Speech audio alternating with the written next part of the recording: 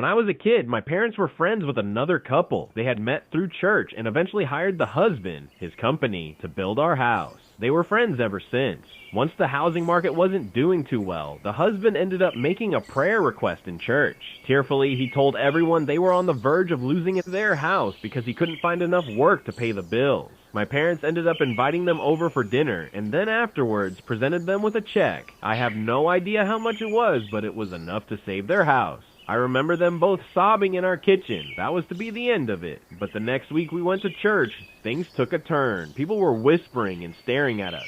Eventually, someone took my parents to the side and explained what was going on. This couple had been going up to our mutual friends, asking for their advice.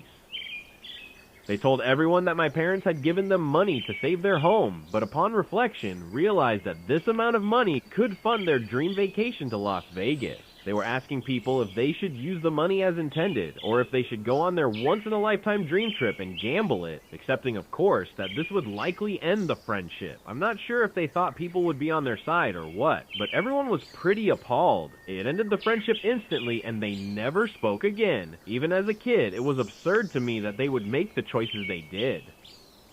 A former friend was once telling me that her sister was having a cake made for her daughter's birthday by a bakeress. I didn't know what she meant, so made a face. She said, you know, like a bakeress or a bakeress. She meant a baker. So close. A coworker of mine bragged for months about how he was going to marry this stripper he had met at a bar.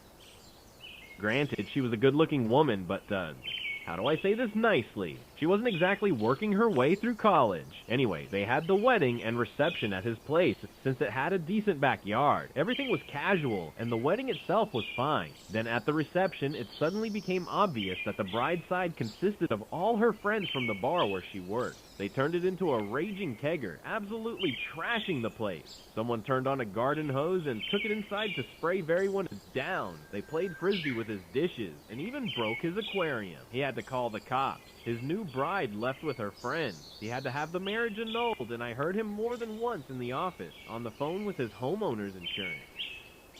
The bride's older brother gave a speech at the reception, where he talked about how he had changed the bride's diaper when she was a baby. He then told the groom that because of this, he saw her first. It was super gross and cringy. The most memorable wedding I ever attended. The groom ran full sprint around the wedding reception hall, double-fisting bottles of beer. He spilled some beer, slipped on the puddle, and dislocated both of his hips. His father popped them both back in, while the groom screamed through tears, still clutching the beers.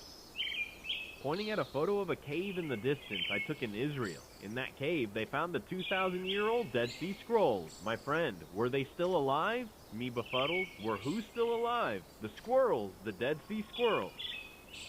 The maid of honor, who happened to be the bride's sister, began her reception speech with, "I'll make this as short as the engagement, and as short as we all know the marriage will be." She laughed a little, but everyone glared at her.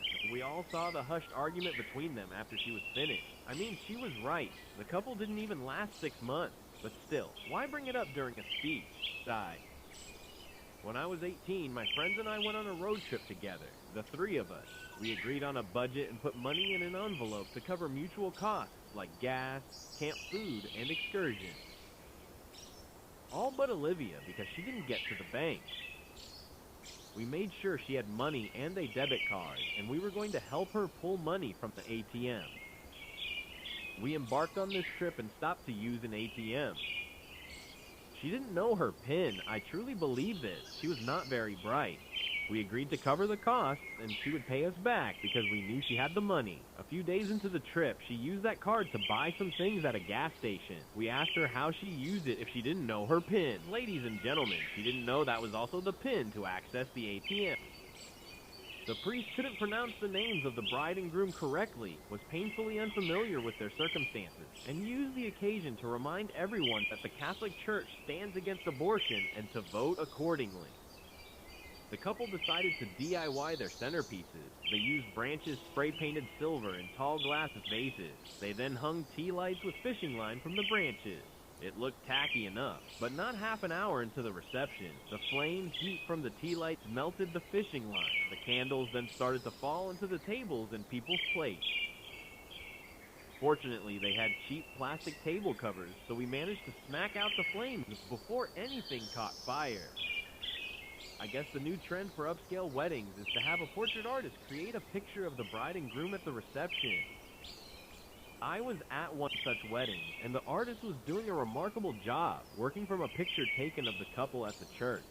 I then overheard the groom's mother hissing instructions at the artist, "Make her a little heavier. I'm sure she just lost weight for the wedding. Her smile is too wide. Those eyes are too blue." The artist finally turned and asked her if she was trying to make the bride look unattractive on purpose. Mill huffed, "Well, I never," and then stomped away angrily. I told my sister in a PM that it's first, not one RST, after she posted something on Facebook with the spelling error. She flipped out saying how I'm a bully, and I need to appreciate that her spelling is more unique. This was a few years back. The bride was obsessed with the Twilight movies, so she wanted an exact replica of Edward and Bella's outdoor wedding. Here was a huge flower-covered arch in the front. She had a gown made to match the movie. Ironically, the groom's name was Edward, but he always went by D-Dye. The bride made a big fuss to everyone, demanding they call him Edward. Her name was Sarah, but wanted everyone to call her Bella. That was all weird enough, but then the officiant started the ceremony with her legal name. We are gathered here today to join together Edward and Sarah. She stopped him and corrected it to Bella. He told her he had to use her legal name for the wedding. She went blank and then started to cry. The officiant asked if he should continue, and the couple squeaked out a yes. When it came to her vows, she mumbled and stomped her foot a little as she choked out a weak, Sarah. They were both die-hard Detroit Lions fans. The wedding was Lions themed, blue and gray color scheme, plastic goalposts for centerpieces.